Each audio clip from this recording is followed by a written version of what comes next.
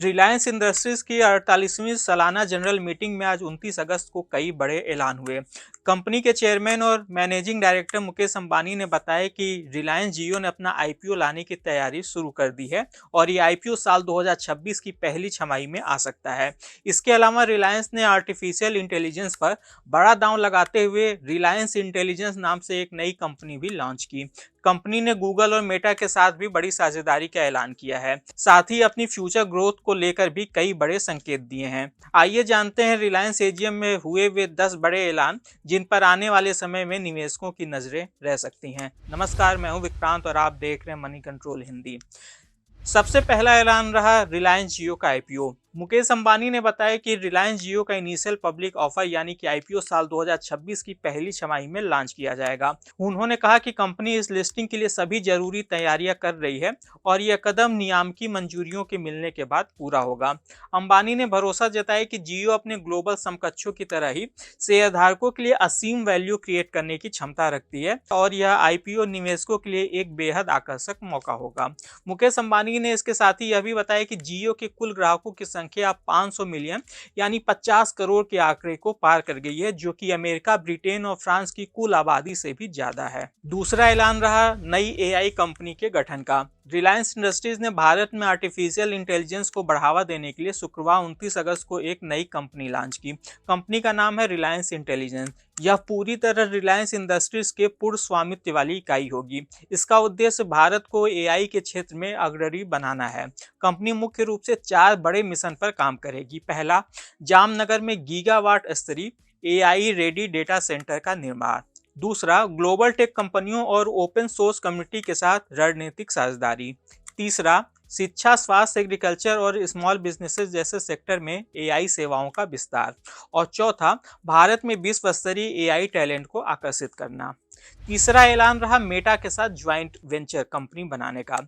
Reliance industries ने Facebook की parent company Meta के साथ एक ज्वाइंट वेंचर बनाने का ऐलान किया है। यह ज्वाइंट वेंचर भारत में इंटरप्राइज आर्टिफिशियल इंटेलिजेंस से जुड़े सॉल्यूशन बनाने और स्केल करने की दिशा में काम करेगा। इस ज्वाइंट वेंचर में शुरुआती निवेश लगभग 855 करोड़ रुपए यानी कि $100 मिलियन का होगा। इसमें से रिलायंस इंडस्ट्रीज की हिस्सेदारी 70% होगी, जबकि मेटा की हिस्सेदारी 30% रहेगी। चौथा ऐलान रहा जियो पीसी का। रिलायंस जियो इन्फोकॉम के चेयरमैन आकाश अंबानी ने एजीएम के दौरान जियो पीसी को लॉन्च किया है। ये एक वर्चुअल डेस्कटॉप सर्विस होगी जो कि पूरी तरह से क्लाउड पर आधारित होगी और सीधे जियो सेट टॉप बॉक्स के जरिए काम करेगी। आकाश अंबानी ने बताया कि ये एक ऐसा क्रांतिकारी प्रोडक्ट है जो आपके टीवी और किसी भी दूसरे स्क्रीन को सभी फीचर से लैस एआई आधारित कंप्यूटर में बदल देगा। इसके लिए आपको कोई शुरुआती भुगतान भी नहीं करना है। आप जितना इस्तेमाल करेंगे आपको बस उतना ही भुगतान करना होगा। जियो पीसी के साथ ही एजीएम में AI power smart glass Jio frame, AI power memory and content creation hub Jio AI, voice search Riya, Jio lens जैसे ऐलान भी किए गए। पांचवा ऐलान रहा कि कंपनी का न्यू एनर्जी बिजनेस आने वाले सालों में इसके O2C बिजनेस को पीछे छोड़ देगा। रिलायंस इंडस्ट्रीज के चेयरमैन मुकेश अंबानी ने एजीएम में कहा कि कंपनी का न्यू और क्लीन एनर्जी बिजनेस आने वाले सालों में उसके पारंपरिक ऑयल टू केमिकल यानी कि O2C बिजनेस को पीछे छोड़ सकता है। अंबानी ने बताया कि इस क्षेत्र में रिलायंस ग्लोबल स्तर पर निवेश और निर्माण कर रही है ताकि भारत को ऊर्जा के मामले में आत्मनिर्भर बनाया जा सके। उनके मुताबिक अगले 5 से 7 सालों के भीतर न्यू एनर्जी बिजनेस का कारोबार उतना ही बड़ा या उससे भी बड़ा हो सकता है कि जितना कि अभी ऑयल टू केमिकल बिजनेस है। छठा ऐलान रहा $125 अरब कमाने वाली रिलायंस पहली भारतीय कंपनी बनी। मुकेश अंबानी ने बताया कि रिलायंस इंडस्ट्रीज ने वित्त वर्ष 2025 में $125 अरब से भी अधिक की कंसोलिडेटेड कमाई की। भारतीय रुपए में यह रकम करीब 10.71 लाख करोड़ रुपए आती है। इसके साथ ही रिलायंस पहली ऐसी भारतीय कंपनी बन गई है जिसकी सालाना कमाई $125 अरब के पार चली गई है। रिलायंस 2025 में राष्ट्रीय खजाने में सबसे अधिक योगदान देने वाली कंपनी भी रही और इसने इस दौरान करीब $24.6 अरब का योगदान दिया। सातवां ऐलान रहा 2028 तक इबिट्डा दोगुना करने का लक्ष्य। रिलायंस इंडस्ट्रीज के चेयरमैन मुकेश अंबानी ने अपने 2022 के वादे को दोहराते हुए कहा कि कंपनी 2028 तक अपना इबिट्डा दोगुना से अधिक करने के लक्ष्य पर आगे बढ़ रही है। उन्होंने भरोसा जताया कि गोल्डन डिकेड के अंत तक रिलायंस अपने 1.25 लाख करोड़ रुपए के मौजूदा इबिट्डा को दोगुने स्तर से ऊपर ले जाएगी। आठवां ऐलान रहा, रिलायंस रिटेल ने 20% से अधिक के रेवेन्यू ग्रोथ हासिल करने का लक्ष्य रखा है। रिलायंस रिटेल की एग्जीक्यूटिव डायरेक्टर ईसा अंबानी ने बताया कि रिलायंस रिटेल ने अगले 3 सालों में 20% से अधिक CAGR रेवेन्यू ग्रोथ हासिल करने का लक्ष्य रखा है। उन्होंने बताया कि रिलायंस रिटेल ग्लोबल स्तर पर सबसे तेजी से बढ़ने वाली रिटेलर कंपनी बन गई है।